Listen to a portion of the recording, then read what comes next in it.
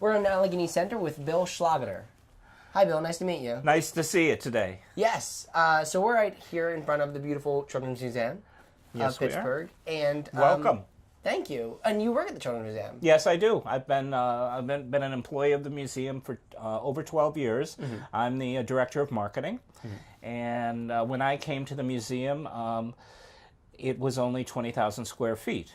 And our museum experience was contained to the four walls of a post office that was built in the late 1890s.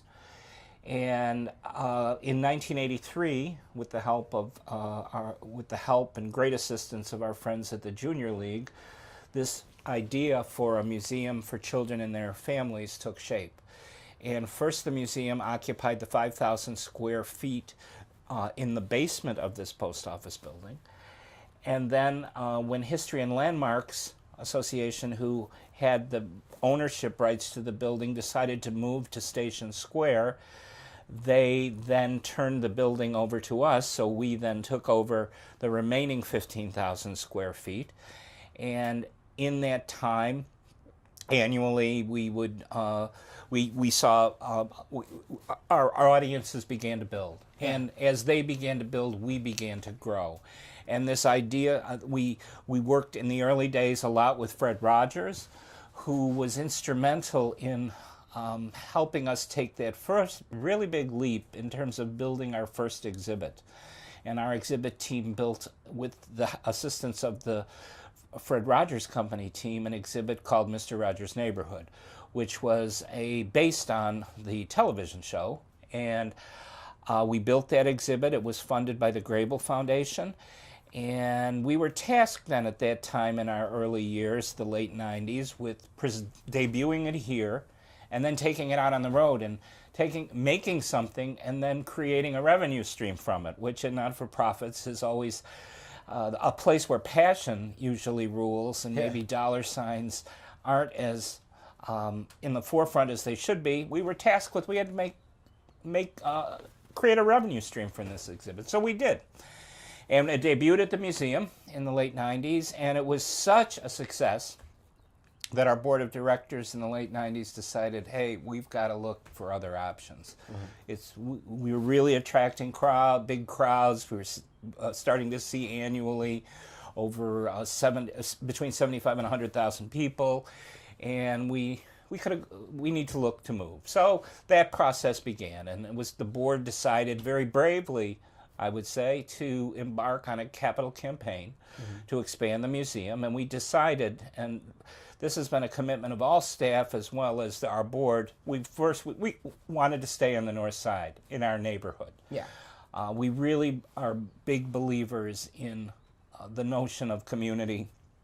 And we could have taken this museum any place. We could have gone to Cranberry, we could have put it on the river. At that point, we were going to go out and raise a lot of money, but we decided we wanted to remain right where we are. Yeah. So we decided to build a building where there once was a street connecting the post office building that we were in to the Buell Planetarium, which had been dark since 1991. Yeah.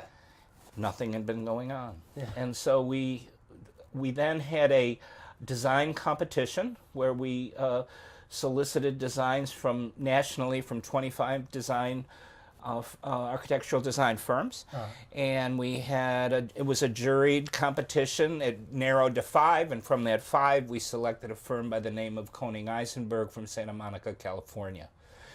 And they came to us with this notion of a building that resembled a lantern. Yeah.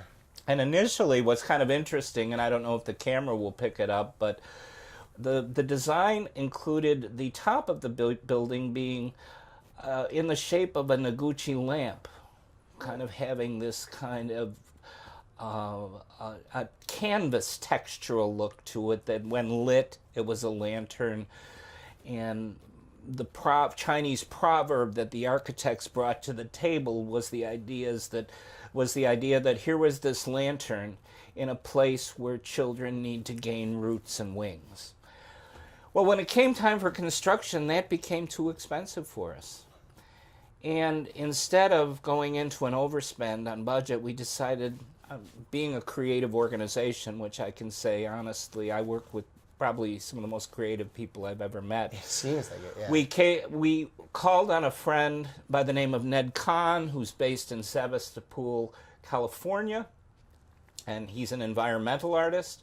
And he came up with this design for an environmental sculptural piece by the name of Articulated Cloud. Mm-hmm. And Articulated Cloud is a skin that surrounds this center building, and it's comprised of 43,000 little flapper doors of plastic, and you can see them. See the wind moving? Yeah.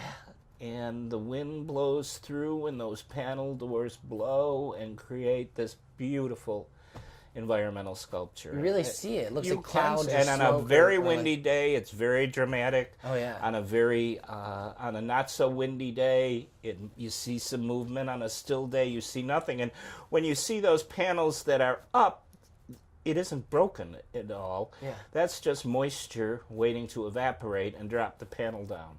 Really? So there's no electricity up there. There's no circuit boards. It's all moved by the wind. And it's a glorious sight. Yeah. So we built this building, and we opened the doors of our new museum in November of 2004. I want to stop and talk a minute about our concept of exhibitry, which is play with real stuff. We're big believers that kids should not look at things behind glass, but they should get involved in learning about processes. Yeah. And so that was really a guiding light in the design of our exhibits, which our exhibit team was involved in the design with many fabricators to create many of the spaces in our museum, which include the studio, where every day of the week you can go in and make a silk screen, make paper, paint a picture, work with clay. There's our make shop, where every day of the week you can go in and work with circuits or work a sewing machine or saw a piece of wood with a saw and make things. There's our attic, a place of curiosity, where there's a room that the floor is at a 30-degree angle. There's a piece called animateering, where puppets are on display, and kids can, from a screen, pick a puppet that's on display on the wall, and the puppet comes up on the screen, and through joysticks and buttons they can move that puppet.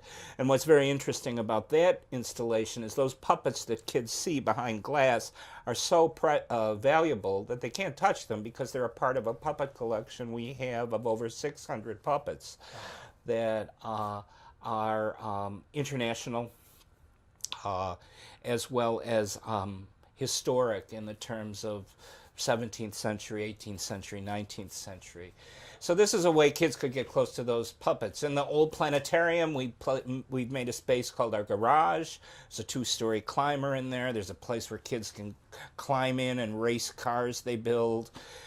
We have, on the second floor of the new building, is our nursery space for our very youngest visitors. And on the top floor, this Saturday, we open our newly redesigned water play area, which is very exciting. Our water play area used to have a 52-foot river in it and a small pond and a fountain-making place. Well, we've changed the whole concept. Now there's an 8-foot water wheel that kids press to move. The water moves around and down channels where kids can play with rechanneling water, damming water. We have water pumps that kids take pails to and then make other things work using water. You can make ice in the space, water in the frozen form. We have in the Buell building, we have a cafe we operate ourselves. Our building is rentable. You can have any kind of function here that you like. We do many weddings, corporate affairs. We have a theater downstairs that where performers perform and kids can role play. But in the theater, I want to talk a little bit about what's also in the theater, which is a radio station. And that radio station, the Saturday Light Brigade, is one of 6 partners at the museum. We designed this space with the idea, and this is where it goes to community, I believe. One of the places we really show what we mean about community. We allowed spaces for local community organizations who work with or on behalf of children to rent from us. And so Reading Fundamental has offices in our building. The Saturday Light Brigade, a family radio program, has offices in our building. Child Watch has offices in our building, and so on. Community in the walls. And then after we did all this building, we looked outside, and here was this park in front of our building that for years had been neglected.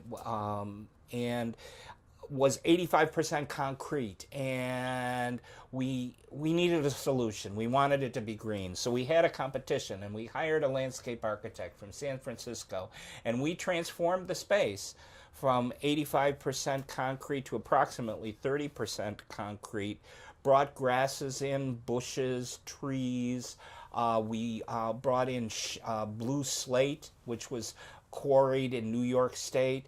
Each of these short walls that you see have a quote from a famous Pittsburgher etched into them, August Wilson, and many others. And the most striking feature, of course, is this piece of sculpture we commissioned, which is called Cloud Arbor, and it's by the same artist who created the wall around our building. That consists of 30, I believe it's 35, which is it? I thought 35 or 62, 35-foot aluminum columns. And in the center, 15 poles spanning about an 8-foot stretch on those center poles are nozzles that water is blasted through at high pressure to create a cloud. And the cloud appears, I'm not sure, you can see the water here. You may have seen it already today. Yeah.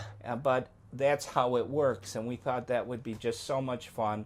The park, we built bioswales into it so that the rainwater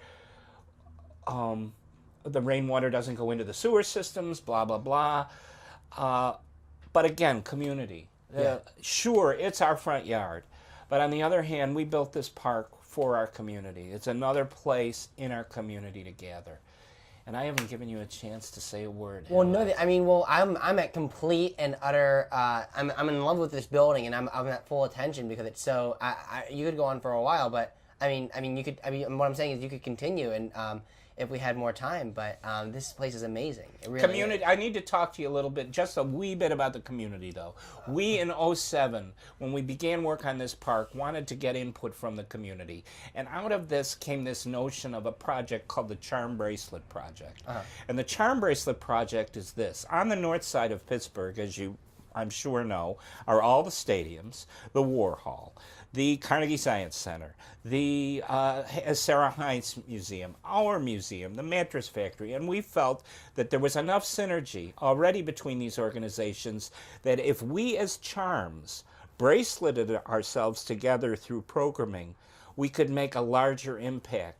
And since 2007, we had some funding, we had seed money, we went through 8 rounds of grants where over $5,000 was given out in each round, small amounts of money to help seed Northside projects, one of which was kayaking in Lake Elizabeth. Venture Outdoors wanted to try this project, and so we gave up the Charm Bracelet Fund, which was the Charm Bracelet. All the leaders of the community organizations agreed to give them that money, and to start this kayaking in Lake Elizabeth over in this park across the way. And that program continues. People can come every summer and kayak. So a little bit of seed money went a long way. And we believe a little bit of cooperation and a lot of bit of creativity in our community can make great things happen. Absolutely. It's the north side of Pittsburgh. It used to be Allegheny City. It itself has a great history. And we feel that we are neighbors always interested in helping our neighborhood thrive and doing whatever we can in our arena, which has to do with families and children, with making that happen. We're big believers in creativity. Nobody does science better than the Science Center. Nobody does history better than the History Center. Nobody does imagination and creativity better than we do, as far in my book. Yeah. And we bring it to everything we do every day. So there's something new every day at our place. Wow. Dust has no room to accumulate. Yeah. Well, thanks so much for taking the time to talk to me. And this place is really, literally, it's amazing. I'm totally in love with it. Well, thanks for coming over and talking to us about it. Cool. Thanks a lot. Yeah, www.pittsburghkids.org. Cool. PITTSBURGH.org. Cool. Thanks a lot. Yeah.